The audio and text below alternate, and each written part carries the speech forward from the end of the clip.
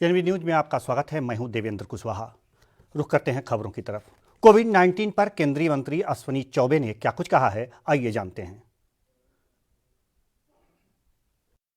घबराने की बात नहीं है, पैनिक होने की जरूरत नहीं है। हम लोगों ने हर स्तर के सामना करने के लिए देश ने पूरी तैयारी कर लिया है और हम इस कोरोना को परास्त करेंगे, इसमें भी दो मत नहीं है। आपकी जानकारी के लिए संख्या बढ़ना एक अलग बात है, लेकिन हमारे लगभग 30%, 29.56% लोग और आप कह सकते हैं कि वो ठीक भी हो रहे हैं और पूरी तरह से वो घर जाने की स्थिति में भी हो गए। ऐसी संख्या बड़ी संख्या है। और जहाँ तक मृत्यु दर है, वो भी हमारा फर्टिलिटी रेट जो है बहुत पहले से कहीं बढ़ा नहीं है, 3.23% में हम हैं। और जहाँ तक आपकी जानकारी के लिए कि पिछले 7 से 13 दिनों के अंदर 59 डिस्ट्रिक्ट ऐसे हैं जहाँ कोई 69 डिस्ट्रिक्ट ज़िले ऐसे हैं जहाँ कोई केस नहीं हुआ है। उसी प्रकार से 14 से 20 दिनों के अंदर 37 ज़िले ऐसे हैं जहाँ कोई केस नहीं हुआ है। 21 से 27 दिनों के अंदर अपने यहाँ 28 ज़िले ऐसे हैं जहाँ कोई केस नहीं हुआ है और 28 दिनों से अधिक समय से लगभग 53 ज़िले ऐसे हैं जहाँ कोई केस नहीं हुआ है। जम्मू कश्मीर के प्रधान सचिव श्रमिक स्पेशल ट्रेनों के संचालन और कोविड-19 के नियंत्रण के संबंध में क्या कुछ कहा, आइए जानते हैं। जैसा कि आपने देखा कि जो ट्रेन्स चल रही हैं, इसमें पहले 2 ट्रेन्स जो हैं कल सवेरे उधमपुर रेलवे स्टेशन पे आने की अपेक्षा है, एक्सपेक्टेशन है हमारी, और इसके लिए सारी तैयारियां मुकम्मल कर ली गई हैं। इसमें 2 इम्पॉर्टेंट चीज़ें हैं। एक तो ये है कि हमने अपनी टेस्टिंग और सैम्पलिंग कैपेसिटी जो है अपग्रेड की है, रैंप अप की है, ताकि आने वाले प्रत्येक व्यक्ति की 100% सैम्पलिंग टेस्टिंग हो सके।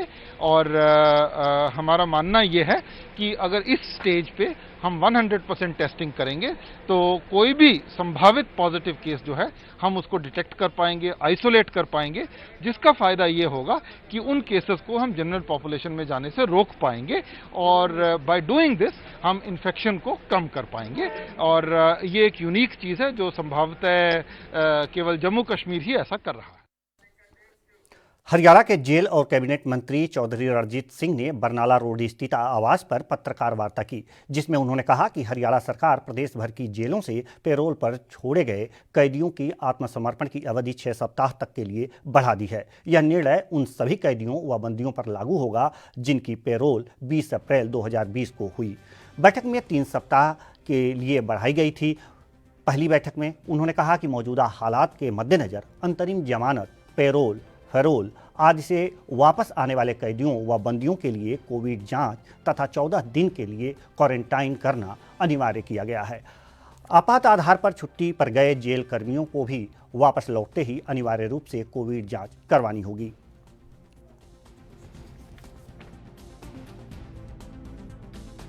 देखिए, ऐसे 4000 आदमी हैं जिन्हें हमने इंटरिम बेल या फिर पैरोल पे छोड़ा है। उनके लिए, क्योंकि अब इस वक्त कोरोना वाला जो मामला है, किसी को अंदाज़ा नहीं क्या होगा, ये मामला काफ़ी गंभीर है। विश्व रूपी एक महामारी है। तो जो बाहर आए हैं उनमें से, क्योंकि पहले एक आधा वार्डन जो छुट्टी गया उसे शक हुआ तो फिर हमने उसे बाहर आइसोलेशन में रखा।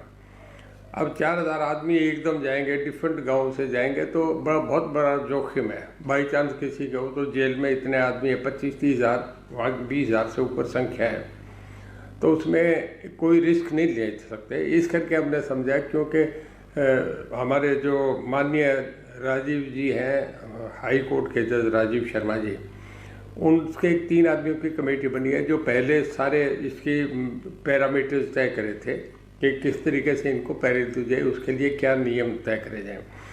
उसमें हाई कोर्ट के माननीय जज राजीव शर्मा जी थे, हमारे होम सेक्रेटरी विजयवर्धन जी थे और हमारे डीजीपी श्री सेल्वराज, तीनों ने मिल के तय करा था सारी गाइडलाइंस। और उसमें अब हम नहीं चाह रहे कि वो, तो इस करके दोबारा फिर उन्हीं की कॉन्सेंट से एक नया आदेश जारी कर दिया कि अगले 6 हफ्ते मतलब आप मोटा मोटा 1.5 महीना समझें, इतने तक पोजीशन कुछ क्लियर होगी, क्योंकि अभी पता नहीं कितने दिन चाइना में हट के दोबारा शुरू हो गया, अमेरिका यूरोप में पिछले 3 महीने से बराबर वही सिचुएशन चल रही है। तो इस करके हमने इसे 6 हफ्ते और बढ़ा दिया। उसके बाद जो भी होगा फिर हमारे हाई कोर्ट के माननीय जज से टाइमली अपनी सलाह करी जाएगी। अभी 6 हफ्ते के लिए हमने सबको जो इंटरिम बेस पे थे, पैरोल पे थे, उन्हें एक्सटेंशन दे दी। गुरुग्राम पुलिस के एक अधिकारी ने लॉकडाउन और कोरोना संकट पर एक गाना लिखा और खुद ही गाया, जो आजकल सोशल मीडिया पर जमकर वायरल हो रहा है। इस गाने के माध्यम से उन्होंने कोरोना वीरों को सलाम किया है और साथ ही जो लोग कोरोना महामारी के चलते लापरवाही बरत रहे हैं उन्हें जागरूक करने की कोशिश भी की।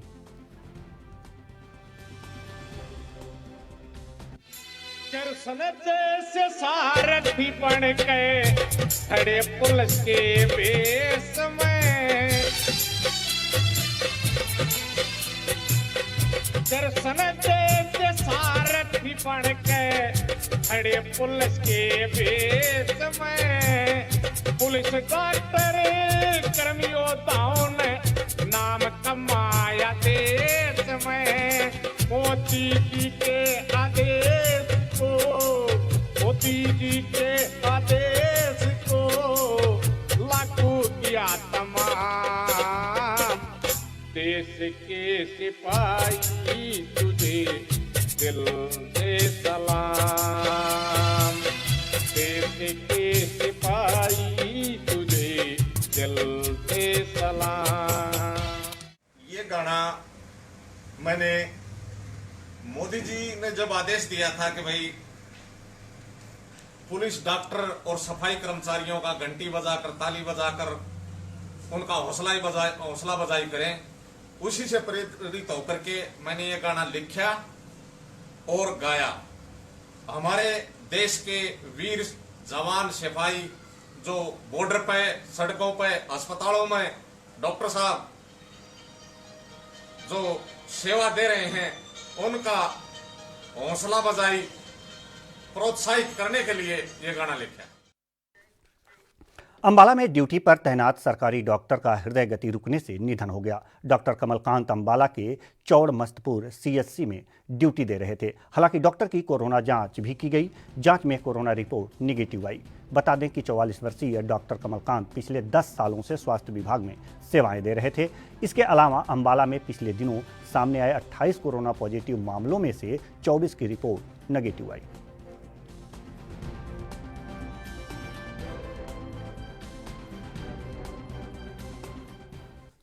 पंजाब के अमृतसर में सिविल सर्जन दफ्तर के बाहर रूरल हेल्थ फार्मेसी के मेंबरों ने पंजाब सरकार के खिलाफ प्रदर्शन किया। इस मौके पर प्रदर्शनकारियों का कहना है कि उन्हें पंजाब सरकार अस्थायी करे, क्योंकि वे रेगुलर की तरह ही काम करते हैं।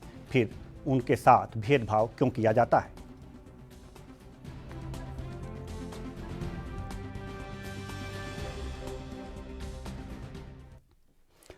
देश में हुए लॉकडाउन की वजह से अमृतसर में फंसे प्रवासी मजदूरों की घर वापसी के लिए आज स्पेशल ट्रेन गोंडा के लिए रवाना हुई। प्रवासी मजदूरों को ले जाने वाली यह चौथी ट्रेन थी। इस ट्रेन में 1200 के करीब प्रवासी मजदूर अपने घर के लिए ट्रेन में बैठे। ये प्रवासी मजदूर लॉकडाउन की वजह से अमृतसर में फंसे हुए थे।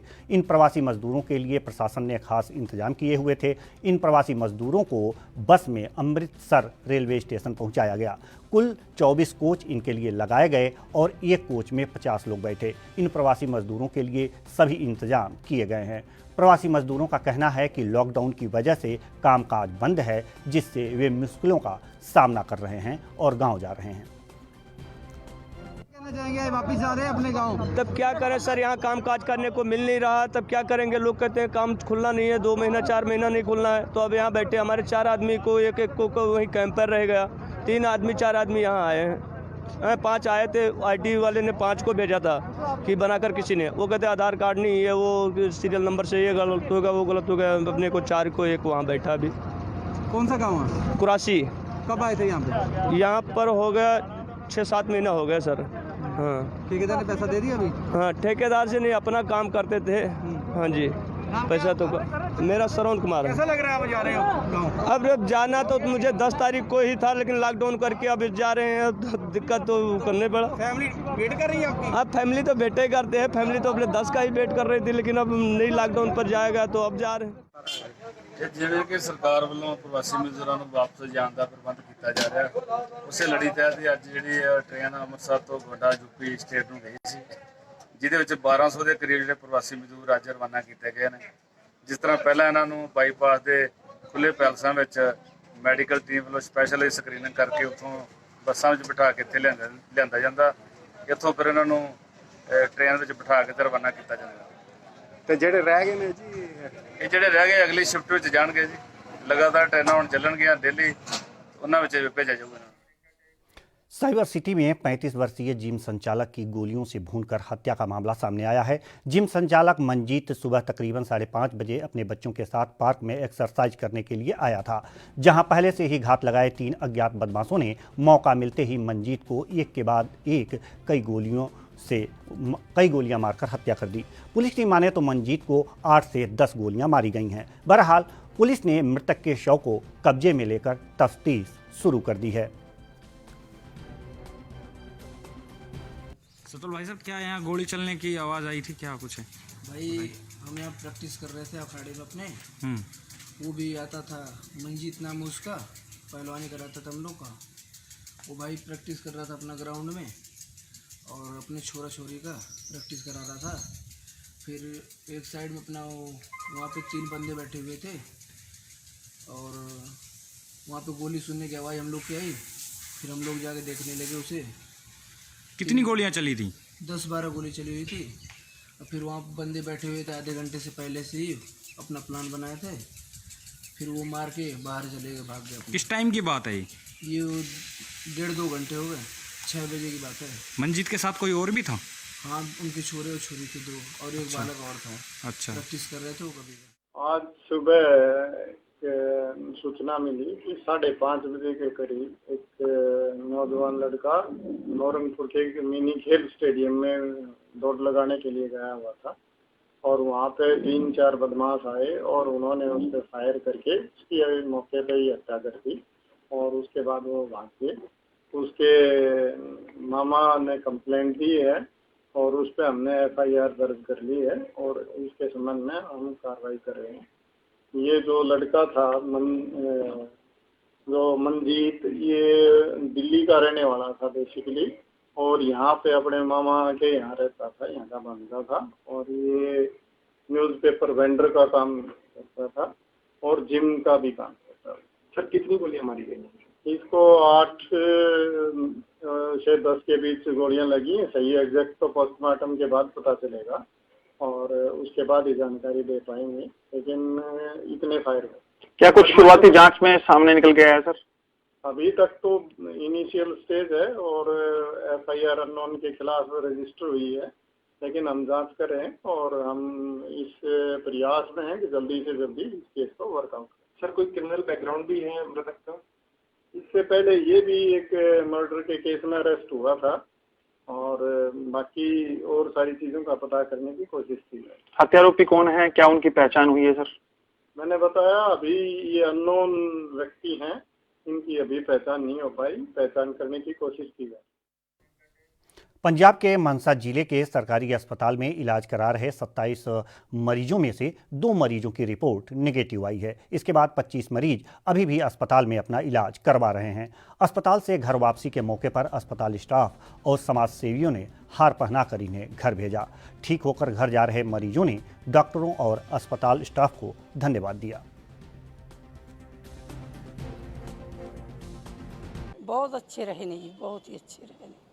बहुत ज़्यादा साड़ी सेवा हुई है, बहुत साढ़े देखभाल हुई है, बहुत साड़ी इस थोसी आखे मौत के मूँह चों निकल के बाकी जे साड़ी मौत का वसीला सी जिवें सानूं इन्हां डॉक्टर साहब ने बचाया। असीं कहना सोडी दिन चौगनी रात वधे, असीं कहना सोडी तरक्कियां फड़ने जिकरी जिवें साडी जिंदगी बचाई है। साडे कोल राहत की गल है कि साडे कोल 2 पेशेंट अज ठीक होकर चले गए ने। टोटल 8 पेशेंट हैं जिहड़े हुण तक असी ठीक करके घर भेज दिते ने ਹੁਣ ਸਾਡੇ ਕੋਲ ਇਸ ਵੇਲੇ 25 ਮਰੀਜ਼ ਜਿਹੜੇ ਕਰੋਨਾ ਪੋਜ਼ਿਟਿਵ ਪਏ ਨੇ। ਅਸੀਂ ਉਮੀਦ ਕਰਦੇ ਹਾਂ ਕਿ ਉਹ ਵੀ ਜਲਦੀ ਹੀ ਠੀਕ ਹੋ ਜਾਣਗੇ ਤੇ ਸਾਡਾ ਪੰਜਾਬ, ਸਾਡਾ ਭਾਰਤ ਕਰੋਨਾ ਫ੍ਰੀ ਹੋ ਜਾਏਗਾ। ਸਾਡੇ ਵਾਸਤੇ ਰਾਹਤ ਦੀ ਗੱਲ ਇਹ ਹੈ ਕਿ ਸਾਡੇ ਕੋਲ ਹੁਣ ਤੱਕ ਜਿੰਨੇ ਮਰੀਜ਼ ਦਾਖਲ ਹੋਏ ਆ, ਛੁੱਟੀ ਕੀਤੀ ਹੈ, ਉਹ ਠੀਕ ਹੋ ਕੇ ਗਏ ਆ। ਇੱਕ ਵੀ ਪੇਸ਼ੈਂਟ ਦੀ ਡੈਥ ਨਹੀਂ ਹੋਈ ਹੈ। ਉਹ ਮੇਰੀ ਟੀਮ ਸਾਰਿਆਂ ਦਾ ਸਹਿਯੋਗ ਦੇ ਨਾਲ ਹੋਇਆ, ਸਾਰੇ ਟੀਮ ਦੀ ਮਿਹਨਤ ਹੈਗੀ ਹੈ ਤੇ ਮੈਂ ਉਮੀਦ ਕਰਦਾ ਕਿ ਬਾਕੀ ਦੇ ਪੇਸ਼ੈਂਟ ਵੀ ਸਾਡੇ ਕੋਲ ਠੀਕ ਹੋ ਕੇ ਜਾਣਗੇ। दूसरा यह है कि प्रशासन वालों बहुत सानू सहयोग मिले, सरकार वालों बहुत सहयोग मिले। पश्चिम बंगाल में कोरोना का संक्रमण थमने का नाम नहीं ले रहा है, जबकि तेजी से विकराल रूप लेता जा रहा है। मूल रूप से यहाँ के स्वास्थ्यकर्मी भी बड़ी संख्या में इसकी चपेट में आ रहे हैं, जिससे चिकित्सकीय व्यवस्था चरमराने की आशंका भी जताने लगी है। जानकारी के अनुसार स्कूल स्टाफ, ट्रॉपिकल मेडिसिन में CCU विभाग में काम करने वाले एक सफाई कर्मी और नर्स में कोरोना वायरस संक्रमण की पुष्टि हुई है। इसके साथ ही इस अस्पताल में 9 लोग पॉजिटिव हो गए हैं, जबकि 40 स्वास्थ्यकर्मियों को क्वारंटाइन किया गया है।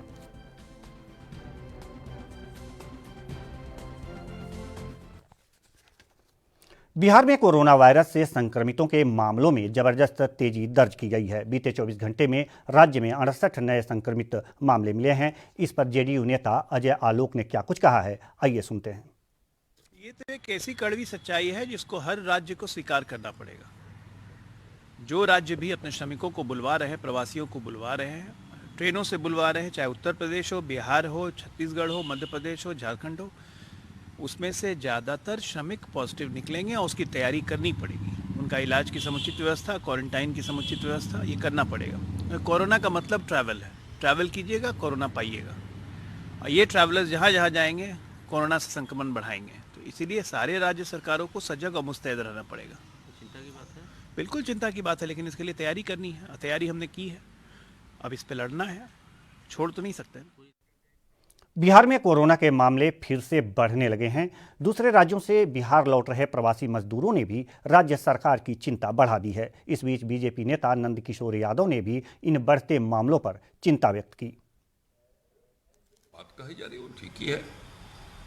कोरोना मरीजों की संख्या में जो अचानक वृद्धि हो गई है बिहार में, तो जो आंकड़े दिए जा रहे हैं उसके हिसाब से बाहर से जो लोग आ रहे हैं उनमें अधिक पाए जा रहे हैं, उसके कारण संख्या बढ़ी है।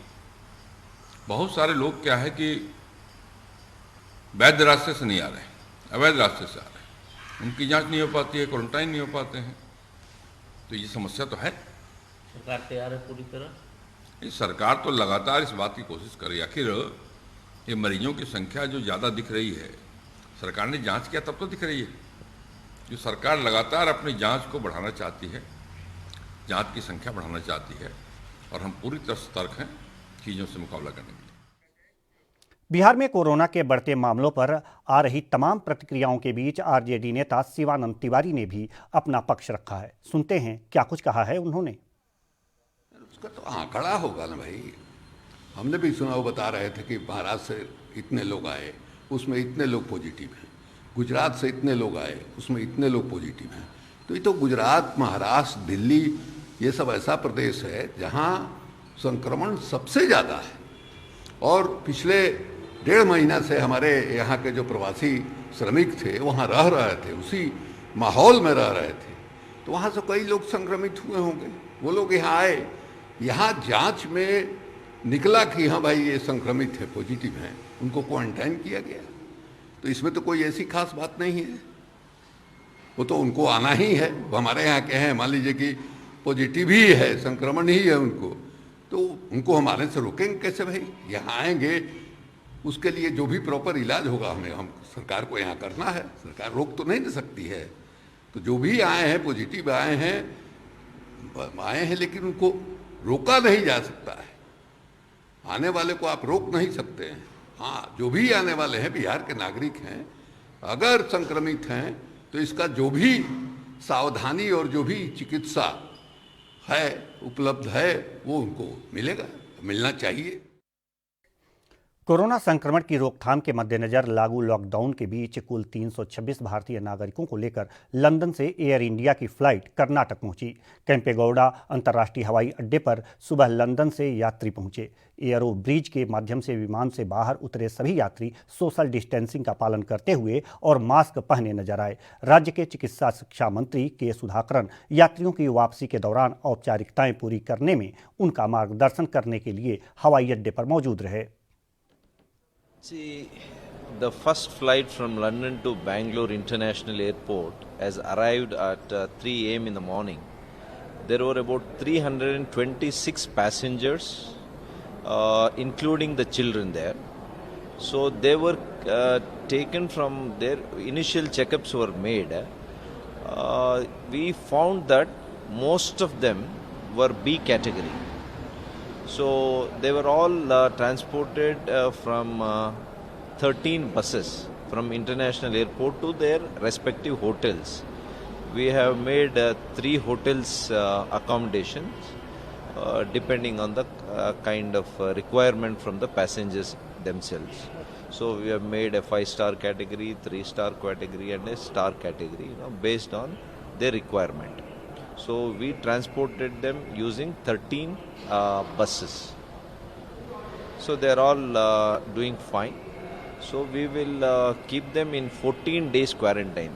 The policy that we have made is any international traveler who travels to our state will be quarantined for that to institutional quarantine for 14 days. पूरे देश में लॉकडाउन के कारण जो प्रवासी परेशान हो रहे हैं वो तरह तरह से अपने घर जाने की कोशिशें कर रहे हैं। कुछ साइकिलों पर तो कुछ पैदल ही अपने घर जा रहे हैं। लेकिन बटाला में रहने वाले प्रवासियों ने एक जुगाड़ तैयार किया है और कुछ लोग बाइक पर सवार होकर अपने राज्य के लिए निकल पड़े हैं। खन्ना पहुंचने पर मीडिया ने उनसे बात की क्योंकि सोशल डिस्टेंसिंग का पालन नहीं किया जा रहा था। इस पर उन्होंने कहा कि सरकार से उन्हें कोई मदद नहीं मिली। उन्होंने बताया कि वो पिछले कई सालों से गोलगप्पे का काम करते थे, लेकिन काम ठप होने की वजह से वो वापस जा रहे हैं।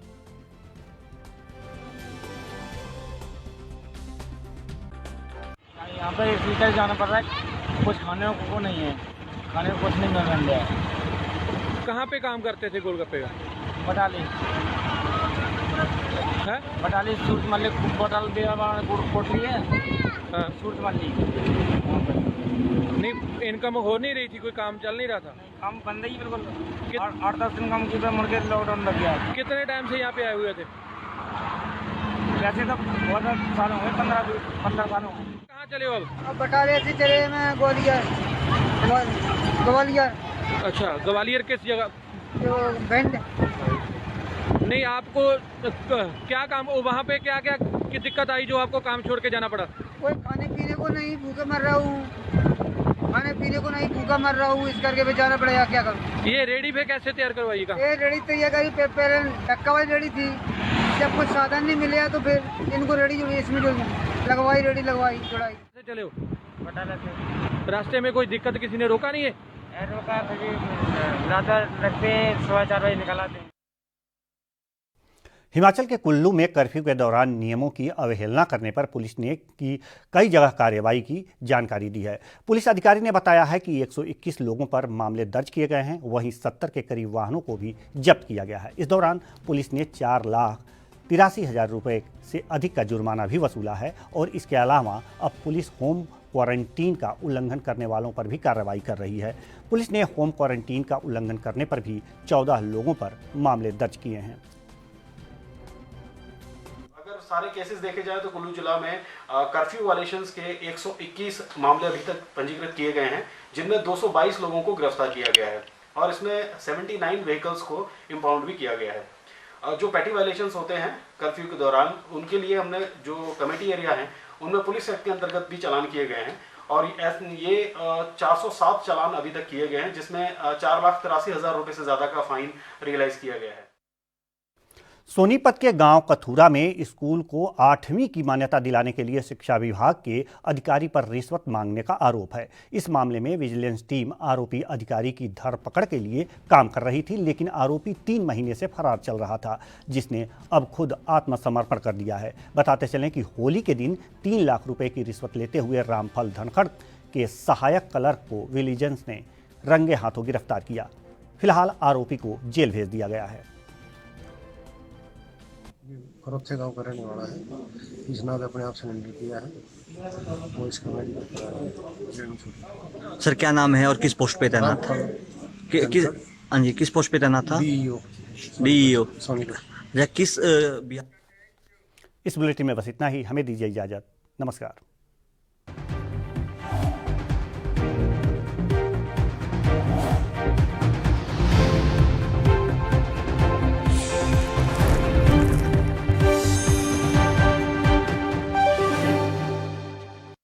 ਤੇ ਲੋਕ ਸੰਪਰਕ ਵਿਭਾਗ ਪੰਜਾਬ ਸਰਕਾਰ ਨੇ ਲੋਕਾਂ ਨੂੰ ਕੋਵਿਡ-19 ਸੰਬੰਧੀ ਹਰ ਜਾਣਕਾਰੀ ਪਹੁੰਚਾਉਣ ਲਈ ਫੇਸਬੁੱਕ ਦੇ ਸਹਿਯੋਗ ਨਾਲ WhatsApp ਬੋਟ ਤੇ ਫੇਸਬੁੱਕ ਤੇ ਚੈਟ ਬੋਟ ਦੀ ਸ਼ੁਰੂਆਤ ਕੀਤੀ ਹੈ, ਜਿੱਥੇ ਤੁਸੀਂ ਕੋਵਿਡ-19 ਬਾਰੇ ਕਿਸੇ ਵੀ ਤਰ੍ਹਾਂ ਦੀ ਕੋਈ ਵੀ ਜਾਣਕਾਰੀ ਲੈ ਸਕਦੇ ਹੋ।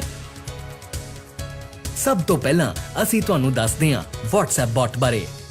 ਆਪਣੇ ਫੋਨ ਵਿੱਚ ਨੰਬਰ 73801 73801 ਸੇਵ ਕਰੋ। ਫਿਰ WhatsApp 'ਚ ਜਾ ਕੇ ਇਸੇ ਨੰਬਰ ਤੇ ਹਾਏ ਲਿਖ ਕੇ ਭੇਜੋ। ਉਸ ਤੋਂ ਬਾਅਦ ਜੋ ਆਪਸ਼ਨਸ ਤੁਹਾਨੂੰ ਦਿਖਾਏ ਜਾਣਗੇ ਉਹਨਾਂ ਨੂੰ ਧਿਆਨ ਨਾਲ ਪੜ੍ਹੋ ਤੇ ਆਪਣੇ